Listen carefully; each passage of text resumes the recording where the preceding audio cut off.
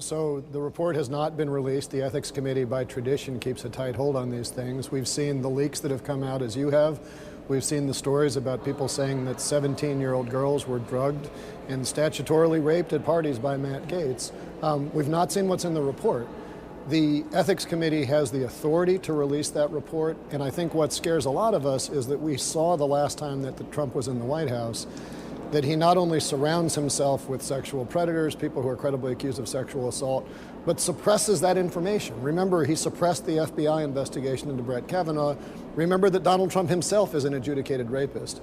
And so if we don't compel the release of that information, we have no guarantee that a Republican-led Senate will actually care about whether an Attorney General in the United States has been accused of sexual assault. So we need to get the information out there. We need to make sure that the Senate has the tools to fulfill their advice and consent function, and then make sure that we put public pressure on them to ensure that they do.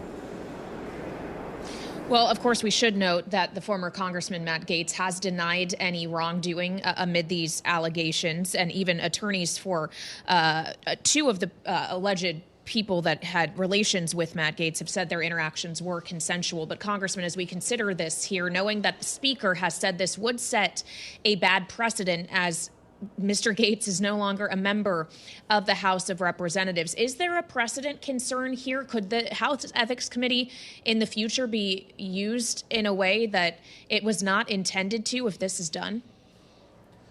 Look, number one, the House Ethics Committee does have a history. In past years, they have released reports after members have come out. Number two, make no mistake, Matt Gaetz is an extremely smart guy. He is also less than completely honest.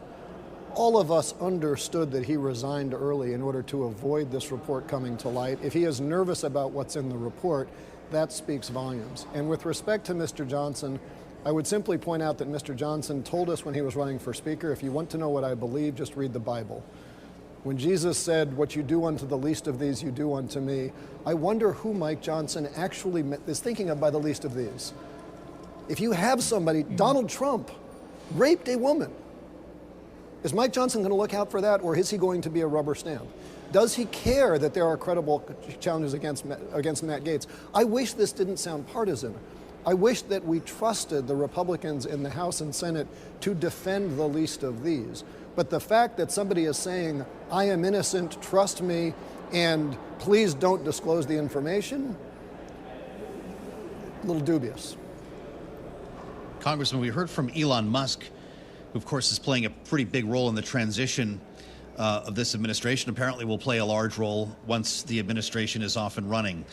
He says that Matt Gaetz, quote, is the Judge Dredd America needs to clean up a corrupt system and put powerful bad actors in prison. Gaetz, he says, will be our hammer of justice. That's a direct quote, going on to say that the allegations that we're talking about here, quote, amount to less than nothing, unquote. How would you respond to Elon Musk?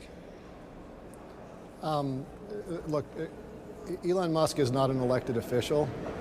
Elon Musk does not represent anybody, and hardly, I think, is a voice of reason in our society. He said that his own goal is to go live on Mars.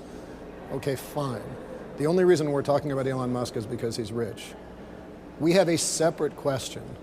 Do we want the Attorney General of the United States to be somebody who has a dedicated commitment to ensuring that the law applies to every American equally without preference?